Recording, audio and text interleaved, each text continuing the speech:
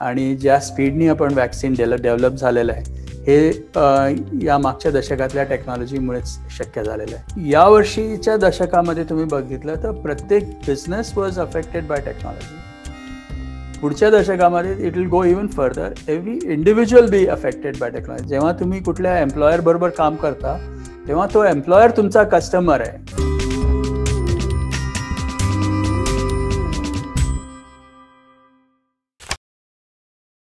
नमस्कार, मी विनायक पाचलक आणि थिंक बँकच्या दशक वेध या विशेष कार्यक्रमात तुम्हा सर्वांचं मनापासून स्वागत. तुम्हाला माहिती आहे की आपण या विशेष सिरीज मध्ये गेल्या दशकाचा आढावा घेतोय आणि नवीन दशकाबद्दलचं प्रेडिक्शन काय असेल या संदर्भात वेगवेगळ्या क्षेत्रातल्या दिग्गजांशी बोलतोय. आज असेच विशेषतः माझ्या क्षेत्रातले दिग्गज आहेत टेक्नॉलॉजीतले. आनंद देशपांडे सर, पर्सिस्टंट सिस्टीम्सचे संस्थापक आणि अध्यक्ष. सर, तुमचं स्वागत आहे आपल्या चॅनेलवरती पुन्हा एकदा. सरांचा एक इंटरव्ह्यू आपण कोविड काळात प्रकाशित केला होता आणि त्याला उदंड प्रतिसाद आला, लाखाहून अधिक व्ह्यू आले. त्यामुळं आपले सर्व प्रेक्षक सरांना ऐकण्यासाठी उत्सुक आहेत याची मला खात्री आहे. सर, माझा याच उत्सुकतेसह पहिला प्रश्न असा आहे की असं म्हणतात की गेल्या दशकात काय चांगलं झालं तर टेक्नॉलॉजीचं भलं झालं. एंड ऑफ जिओग्राफी झाली, इतके सारे बदल झाले. भारतात सुद्धा विशेषतः इंटरनेट अफोर्डेबल झालं, नवीन कंपन्या आल्या, टेक्नॉलॉजीनंच जग बदललं असं म्हणतात गेल्या 10 वर्षात. तुम्ही हे फक्त बघतायत असं नाही, तर you are one of them. मला तुम्हाला विचारायचं आहे की खरंच गेलं दशक within the context of technology तुम्हाला कसं वाटलं, कसं होतं? So Vinayak, thank you for inviting me. मागच्या वेळेस पण तुझ्याशी बोलण्यात मजा आली, त्यामुळे आय एम व्हेरी हॅपी आज तुझ्याशी बोलायचा हा चान्स मिळतोय. त्यामुळे आपण जर हे दशक बघितलं म्हणजे 2010 ते 2020 जे आपण म्हणतोय, याच्यात दोन स्टार्टिंग आणि एंडिंग दोन्हीकडे खूप इम्पॉर्टंट डिस्कंटिन्युटीज आपण म्हणतो ना त्या होत्या. सो 2009 मध्ये सर्वात ग्लोबल फायनान्शियल क्रायसिस जे आपण म्हणतो ती झाली होती. त्याच्यामुळे सगळं इंडस्ट्री, इकॉनॉमी बऱ्यापैकी स्लो होती. आणि आपण जेव्हा 2010 सुरू केलं तेव्हा we had just started to feel like we are over the crisis and the new wave of things started to happen. So तशी आपली 2010 ची सुरुवात झाली आणि आता 2020 संपत आलाय आणि आपण मागचं वर्ष पूर्ण कोरोना आणि कोविडच्या मध्ये बऱ्यापैकी फाईट करतोय. पण या सगळ्यांमध्ये कसं असतं ना, जेव्हा आपण अशा टेक्नॉलॉजी, जेव्हा चॅलेंजेस असतात जनरली, तेव्हा technology can become a solution to solve some of these problems. अशामुळे मागच्या वेळेस पण अशा बऱ्याच गोष्टी झाल्या ज्या एखाद्या वेळेस क्रायसिस नसतं तर नसतं झालं तेवढ्या लवकर. आणि तसंच मागच्या वर्षभरामध्ये सुद्धा टेक्नॉलॉजीचा जो फरक झालेला आहे तो पुढचे 10 वर्ष त्याचा इम्पॅक्ट नक्कीच दिसून येईल. त्यामुळे technology has really evolved and has been the defining area for the last 10 years for sure. आणि I am quite excited about the future as well. Technology असं म्हणतात की एखादा क्रायसिस जे दशकानुदशक चेंज घडू शकणार नाही असा काही दिवसात घडवतो, especially in terms of technology. आपण गेल्या वर्षी ते बघितलं की अचानक व्हिडिओ कॉन्फरन्सिंग असेल, एज्युटेक असेल, that we accepted almost overnight. आणि 2008-9च्या क्रायसिसनं पण असे बरेच बदल केले. सो या सगळ्यामध्ये विशेषतः the industry in which you are working, ज्याला सॉफ्टवेअर म्हणूया आपण, किंवा MNCs, तुम्ही खूप वेगवेगळ्या देशांमध्ये काम करता, तर ही जी सर्व्हिस इंडस्ट्री आहे, सॉफ्टवेअर सर्व्हिस इंडस्ट्री, असं म्हणतात की 2000ला जो प्रॉब्लेम आला त्या क्रायसिसमुळे खूप एक बूस्ट आपल्या इंडस्ट्रीला मिळाला, आउटसोर्सिंग वाढलं वगैरे. तसं गेल्या 10 वर्षामध्ये सॉफ्टवेअर ॲज अ इंडस्ट्री और software services as a industry ह्याच्यात काय काय बदल झाले किंवा कोणत्या दिशेला हा व्यवसाय गेला? असं झालं की 2009-10 नंतर जेव्हा पुन्हा क्रायसिस नंतर जेव्हा कंपन्या सुरू झाल्या आणि वेगळ्या प्रकारची कामं सुरू झाली, त्याच्यामध्ये सुद्धा IT इंडस्ट्रीचा थोडा तसा फायदा झाला, ग्रोथ पण वाढली. पण त्याआधी मी तुम्हाला जरा let me try to frame the 10 years a little bit better. So पहिल्या जेव्हा 2009-10 मध्ये जेव्हा इंडस्ट्री सुरू झाली तर तेव्हाच्या मेन ट्रेंड्स ज्या होत्या त्या काय होत्या याच्याबद्दल आपण जर बोललो तर त्याच्यावरनं कसे ते इम्पॅक्ट झाला किंवा काय नवीन गोष्टी आल्या त्याच्यावरती आपण बोलू शकू. So one of the important things is की जेव्हा आपण 2008-9 होतो तेव्हा क्लाउड कम्प्युटिंग हे सगळ्यात महत्त्वाची अशी एरिया सुरू झाली होती. एक बेनिफिट जो होता तो क्लाउड कम्प्युटिंगमुळे जो झाला, जो इंडस्ट्रीला फरक पडला, तो म्हणजे सॉफ्टवेअर ॲज अ सर्व्हिस. म्हणजे असे बरेचसे प्रॉडक्ट्स तयार झाले ज्याच्यामध्ये तुम्ही इंटरनेटवरून ॲक्सेस करणार, पण जे काय सॉफ्टवेअर आहे ते तुमच्या मशीनवर न रन करता ते कुठल्या तरी सर्व्हरमध्ये म्हणजे क्लाउडमध्ये सर्व्हरमध्ये रन होणार. तर त्याच्यामुळे हा जो लाईट ब्राउझर किंवा स्मॉल लाईट ब्राउझर आणि हेवी सर्व्हर हा जो ट्रेंड सुरू झाला ना, तो खूप महत्त्वाचा ट्रेंड होता. आणि जेव्हा फायनान्शियल क्रायसिस सॉर्ट ऑफ संपत होती, जेव्हा नवीन गोष्टी सुरू होत होत्या, तेव्हा जास्तीत जास्ती ज्या गोष्टी सुरू झाल्या त्या सगळ्या सॉफ्टवेअर ॲज अ सर्व्हिस या इंडस्ट्रीमध्ये बऱ्यापैकी खूपच बेनिफिट मिळाला. सो तुम्ही जर अमेरिकन कंपनीज बघितल्या, अगदी सुरुवातीला ज्या बऱ्याच लहान होत्या, पण 2010 नंतर या दशकात खूप डॉमिनेटिंग झाल्या. त्याच्यात अर्थात Google of course was one of them, पण गुगल त्याच्या आधीचे 10 वर्ष पण होते, पण गुगलचे मागचे 10 वर्ष पण खूप महत्त्वाचे होते. अँड्रॉइडपासून बरेचसे सॉफ्टवेअर ॲज अ सर्व्हिस आणि ते सगळं. फेसबुक जेव्हा आपण बघितली 2010 मध्ये, ऑफकोर्स इट वॉज स्टार्टेड, पण it was a very small outfit. In the last 10 years, Facebook has gone up quite a bit. Amazon has grown quite a bit.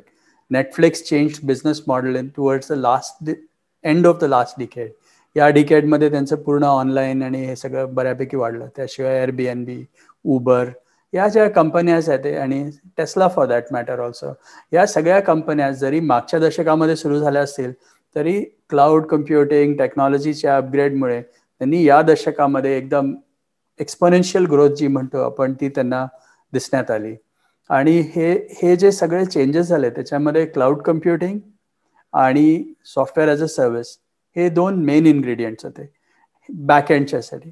आणि भारतामध्ये या सगळ्यांचा बेनिफिट जो मिळाला तो इंटरनेटचं जे वाईड डिस्ट्रीब्युशन झालं मागच्या 5-7 वर्षामध्ये त्याच्यामुळे झालं. तर आता हा जो इन्फ्रास्ट्रक्चर तयार झाला होता, व्हिडिओज, मूवीज तुम्ही ऑनलाईन बघू शकता, आणि नाव आता तुमच्याकडे low cost internet device on a cell phone हा तयार झाल्यामुळे तुम्ही आता मूवीज ऑनलाईन बघणं किंवा असे सगळे जे बिझनेस मॉडेल सुरू झाले ज्याच्यामध्ये प्रत्येक इंडिव्हिज्युअलकडे, फॅमिली नव्हे इंडिव्हिज्युअलकडे आता फोन आहे, इंटरनेट ॲक्सेस डिव्हाइस आहे, आणि तो प्रत्येक इंडिव्हिज्युअल पर्सनलाइज्ड एक्सपिरियन्स हा आपल्या ह्याच्यामुळे बघतोय. तर हे जे ट्रेंड्स झाले ना हे मागच्या 10 वर्षामध्ये सर्वात महत्त्वाचे होते. तर ह्याचे अर्थात म्हणजे जेव्हा पण नवीन टेक्नॉलॉजी बनते तेव्हा नवीन ऑपॉर्च्युनिटीज तयार होतात. आणि हे महत्त्वाचं सांगण्यासारखं आहे की मागच्या 10 वर्षामध्ये भारतामध्ये सुद्धा अशा प्रकारच्या बिझनेस मॉडेल्सच्या नवीन कंपनीज ची पण एक्सपोनेन्शियल ग्रोथ झाली. फॉर एक्झाम्पल आपण फ्लिपकार्ट, ओयो, ओला असे अर्थातच बघतो, पण त्याशिवाय जोहो आणि असे बरेचसे नवीन कंपनी जे आत्ता एवढ्यात झालेल्या आहेत ज्यांना युनिकॉर्न म्हणतो, त्या सगळ्यांनी मागच्या दशकामध्ये बऱ्यापैकी प्रगती केलेली आहे. त्यामुळे भारतातल्या ज्या तुम्ही जर बघितल्या 2010 मध्ये ज्या मोठ्या कंपन्या किंवा त्या होत्या त्या सर्व ट्रेडिशनल IT आउटसोर्सिंग कंपन्या होत्या. आत्ताच्या 10 शतकामध्ये म्हणजे मागच्या 10 वर्षामध्ये बऱ्याचशा टेक्नॉलॉजी एनेबल्ड कंपन्या जे म्हणतो आपण भारतामध्ये त्या बऱ्यापैकी सक्सेसफुल झाल्या आणि त्यांची जी ग्रोथ मागच्या 10 वर्षात झाली ती सगळ्यात महत्त्वाची ग्रोथ असं आपण म्हणू. आणि ह्याला सगळ्यांना कारणीभूत मेनली क्लाउड डेटा आणि या सगळ्यांना घेऊन सॉफ्टवेअर ॲज अ सर्व्हिस आणि then access becoming easier and richer through various things. आणि गेम बॉक्सेस हे सगळे अशा बऱ्याचशा नवीन गोष्टी मागच्या दशकामध्ये एकदम एक्सपोनेन्शियल वाढल्या. याशिवाय आपण बघितलं ना तर टेक्नॉलॉजीमुळे जे काय इंडस्ट्रीजमध्ये फरक झाला त्याच्यामध्ये मी म्हणजे ज्या पुढच्या दशकासाठी पण महत्त्वाच्या असणार आहेत त्याच्यामध्ये एक कसं झालं की आपला क्लायमेट चेंजबद्दलचा अवेअरनेस बऱ्यापैकी वाढला मागच्या 5 ते 6 वर्षांमध्ये. आता पुढच्या 6-7 वर्षांमध्ये ह्याच्यामुळे सुद्धा बऱ्याचशा नवीन शोध किंवा नवीन एनर्जी, नवीन इन्व्हेस्टमेंट्स या सगळ्या त्याच्यामध्ये आल्या. दुसरं असं आपण मागच्या 5 ते 10 वर्षांमध्ये 10 वर्षामध्ये मी म्हणेन की बायोलॉजीमध्ये जी प्रगती झालेली आहे ती पण खूप फेनॉमिनल आहे आणि ती टेक्नॉलॉजीच्या थ्रू झालेली आहे. म्हणजे फॉर एक्झाम्पल आपण सिक्वेन्सिंग टेक्नॉलॉजी म्हणतो, तर ज्या कॉस्टला आपण सिक्वेन्सिंग 2010 मध्ये करत होतो त्याले जर आपण 2020 मध्ये कम्पेअर केलं तर ते एकदम जमीन आसमानाचा फरक आहे. त्याच्यात पण खूप एक्सपोनेन्शियल ग्रोथ झालेली आहे. त्यानंतर डिव्हायसेस, मेडिकल टेक्नॉलॉजी, या सगळ्या ज्या गोष्टी आहेत त्या सगळ्या बऱ्यापैकी एकदमच खूप मागच्या 10 वर्षामध्ये खूप प्रगती झाली. त्याचा आपल्याला खूप फायदा या वॅक्सिन वगैरेच्या वेळेस पण झालेला आहे. आणि ही वॅक्सिन वगैरेची जी mRNA टेक्नॉलॉजी किंवा अशा ज्या सगळ्या गोष्टी आपण बोलतो आणि ज्या स्पीडनी आपण वॅक्सिन डेव्हलप झालेलं आहे, हे या मागच्या दशकातल्या टेक्नॉलॉजीमुळेच शक्य झालेलं आहे. सो हे एक अजून एक खूप महत्त्वाची अशी एक, म्हणजे मी म्हणतो की टेक्नॉलॉजी एनेबल्ड या ज्या सगळ्या भाग होते त्याच्यामध्ये बायोलॉजी किंवा क्लायमेट चेंज किंवा ॲग्रिकल्चरमध्ये सुद्धा बऱ्याच फरक झाले. आणि सेन्सर टेक्नॉलॉजी पण मागच्या 10 वर्षामध्ये खूपच एक्सपोनेन्शियल ग्रोथ झालेली आहे, ज्याचे पण पुढच्या 10 वर्षामध्ये त्याचे जे बेनिफिट्स आहेत ते जरी जेवढे या 10 दशकात नाही दिसले, ते पुढच्या 10 वर्षात तुम्हाला IoT वगैरेचे बेनिफिट्स मिळतात. तर टेक्नॉलॉजी वॉज इन्व्हेस्टेड, पण त्याचे जे रिटर्न्स आहेत ते मोस्टली तुम्हाला पुढच्या 10 वर्षात दिसायला मिळतील. सो तुम्ही जे म्हणताय ते आणि आम्ही इतर क्षेत्रातल्या तज्ञांशी बोलताना एक गोष्ट सतत जाणवते, विच इज अंडरलाईन, की असं कोणतंही क्षेत्र नाही गेल्या दशकात की ज्याच्यावर टेक्नॉलॉजीने इम्पॅक्ट केला नाही. May that be politics, may that be international relation, और may that be environment, whatever you take. तर असं म्हणता येईल का की हे दशकच टेक्नॉलॉजीनं घडवलं, म्हणजे technology was the main player who shape the decade? हे argument I would go a little bit further on that and say it is the start of multiple decades of technology centric things, because I think the next 10 years सुद्धा हा जो फरक दिसणार आहे आपल्याला, त्याचे implications बरेचसे टेक्नॉलॉजीमुळे होतील. आता कसं झालेलं आहे, पूर्वी टेक्नॉलॉजी वॉज अन ॲक्सिलरी थिंग और अन ऑक्सिलरी थिंग. तुम्ही बाहेर ॲन्सिलरी किंवा असं मेन स्ट्रीम नव्हती. प्रत्येक गोष्टी टेक्नॉलॉजीवाले टेक्नॉलॉजी करायचे. पण आता कसं झालेलं आहे, technology has become accessible to everyone. आणि या वर्षीच्या दशकामध्ये तुम्ही बघितलं तर प्रत्येक business was affected by technology. पुढच्या दशकामध्ये it will go even further. Every individual be affected by technology. They will create their own technology related benefits और whatever else you might see. आणि ह्याच्यासाठी बऱ्याचशा ज्या आपण मागच्या 3 ते 5 वर्षामध्ये ज्या नवीन टेक्नॉलॉजीजमध्ये इन्व्हेस्टमेंट झालेल्या आहेत, जसं for example machine learning and AI, this is going to have severe impact or benefits to the community in the next 10 years. आणि याच्यामुळे आता ज्या नवीन इंडस्ट्रीजला इम्पॅक्ट होणार आहे, समजा फायनान्स म्हटलं आपण, एज्युकेशन म्हटलं किंवा agriculture, food, water, climate, environment, या सगळ्यांमध्ये हा जो नॉन टेक्नॉलॉजी पर्सन आहे, म्हणजे समजा आपण सायंटिस्ट म्हणून किंवा इंडिव्हिज्युअल माणूस जो स्वतःचा रेस्टॉरंट चालवतो किंवा असं काय करतो, त्याला AI आणि मशीन लर्निंग आणि या सगळ्या टेक्नॉलॉजीज वापरून त्याचा उद्योग कसा काय बेटर करता येईल, याच्यासाठी हा जो टेक्नॉलॉजी आहे हा पुढच्या 10 वर्षामध्ये त्याचा इम्पॅक्ट तुम्हाला दिसून येईल. अजून एक म्हणजे म्हणण्यासारखा पॉईंट असा आहे की हे सॉफ्टवेअर ॲज अ सर्व्हिस जे झालं ना, त्याच्यामुळे बिझनेस मॉडेल्समध्ये फरक पडले. आणि they are also very important to think about. तर हे जे सॉफ्टवेअर ॲज अ सर्व्हिस, त्याच्या through pay as you go हा जो आपण म्हणतो, हा जो मॉडेल तयार झाला, किंवा सबस्क्रिप्शन बेस्ड मॉडेल, की तुम्ही सगळे पैसे आत्ता न देता तुम्ही जसं लागेल तसं तुम्ही पैसे द्यायचे. आणि त्याच्यामुळे जे कॉस्ट डिफरन्स आले किंवा त्याचं जे बिलिंगचा कॉन्सेप्ट आहे, त्याच्यामुळे समजा आपण प्रीपेड फोन्स किंवा सॅशे सर्व्हिस जे म्हणतो तशा प्रकारची जी फक्त काही ठिकाणी होती, आता हे software, digital assets, watch movies as you go, monthly subscription for movies, instead of buying movies और व्हिडिओ DVD घेण्यापेक्षा आता तुम्ही ऑनलाईन सबस्क्राईब करू शकता, पुस्तकं ऑनलाईन सबस्क्राईब करू शकता. अशा प्रकारच्या ज्या टेक्नॉलॉजी चेंजेस झालेल्या आहेत, त्या मागच्या 10 वर्षामध्ये त्यांनी बिझनेस मॉडेल्स पण चेंज झालेले आहेत. त्याचे इम्प्लिकेशन्स पुढच्या 10 वर्षामध्ये अजून सगळ्या फील्ड्समध्ये जातील, असं माझं ओपिनियन आहे. म्हणजे अख्खी ज्याला गिग इकॉनॉमी आपण आता एक कीवर्ड जो आला आहे, त्या सगळ्याचा बेसच technology. Gig economy cannot work without technology. Correct. आणि इन अ वे कसं होत आहे की technology is becoming part of the framework of life in a sense, असं म्हणू आपण. The technology is not any more something outside the regular framework of life. So it's part of business, part of life, part of everything. तसं technology असं वेगळं काही राहणार नाही आहे. It is blending into everything that we do, अशी situation झालेली. तुम्ही मगाशी उल्लेख एक महत्वाचा केला, तो म्हणजे नंबर ऑफ युनिकॉर्न्स. म्हणजे जगात ज्या पद्धतीनं आता या दशकात ज्या कंपन्यांनी एक प्रकारे राज्य केलं, त्या खूप छोट्या होत्या गेल्या दशकात, म्हणजे 2000 to 2010. तसंच भारतात सुद्धा काहीसं झालं, की आता आपण बघतोय की वी हॅव 25+ युनिकॉर्न्स की ज्या पब्लिकली ट्रेडेड नाहीत, पण 1 बिलियन प्लस व्हॅल्युएशनला आहे. सो ओव्हरऑल भारतात सुद्धा स्टार्टअप, व्यवसाय करणे, ह्याला जी एक भीती होती पूर्वी एक सामान्य माणसाच्या मनात, ती निघून गेली. आणि there are many people who are trying to come into the startups, they want to try their on.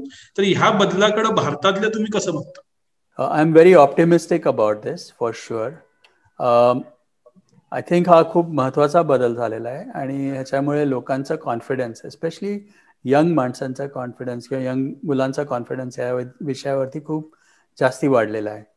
आणि त्याचे कॉन्सिक्वेन्सेस म्हणजे असं की जे आपण म्हणतो ना, आपण दी एन्थुझियाझम टू ट्राय, जो तुम्ही ट्रायच नाही केलं तर कधीच होणार नाही. आता लोकांना असं दिसतंय की रोल मॉडेल्स आहेत, अशा लोकांनी करून हे शक्य झालेलं आहे. ते 25,000 व्हायला पाहिजे पुढच्या 10 वर्षामध्ये, पण ते होतील ह्याची मला खात्री आहे.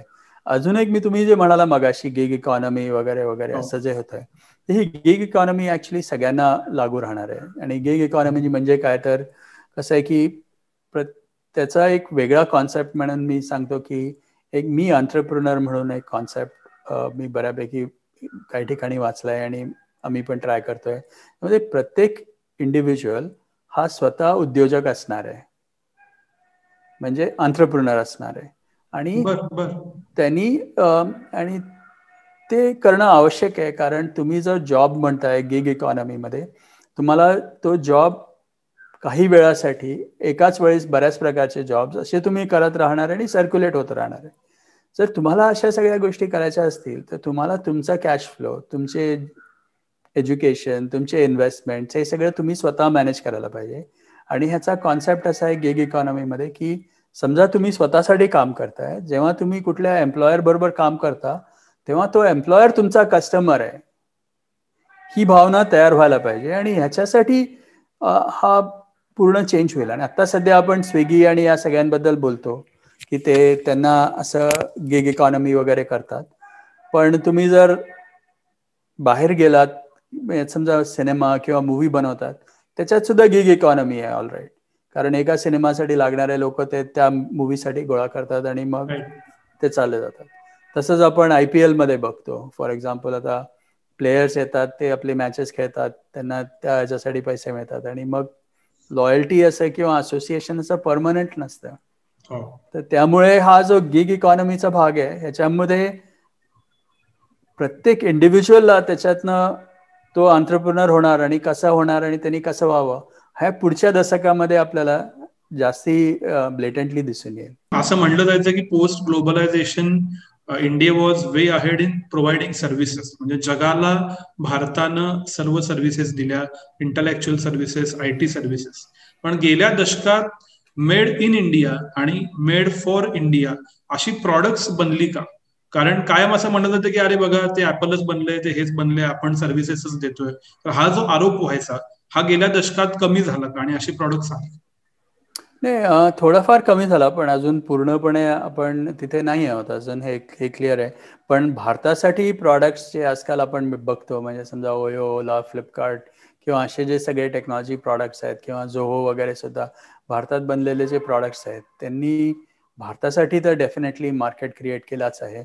आणि त्यातले काही प्रॉडक्ट्स ग्लोबल पण आहेत. पण अर्थातच आपण जेव्हा कम्पेअर करतो ग्लोबल मार्केटमध्ये, जेव्हा चायना आणि US प्रॉडक्ट्स आपल्यापेक्षा बरेच जास्त आहेत, तर मला असं वाटतं की पुढच्या 10 वर्षामध्ये हा थोडा फरक अजून व्हावा आणि होऊ शकेल आणि होईलही. ह्याच्यासाठी मी क्वाईट एक्सायटेड आहे असं म्हणू. दशक वेधचे सर्व एपिसोड स्टोरीटेलवर ऐकण्यासाठी डिस्क्रिप्शनमधील लिंकवर क्लिक करा.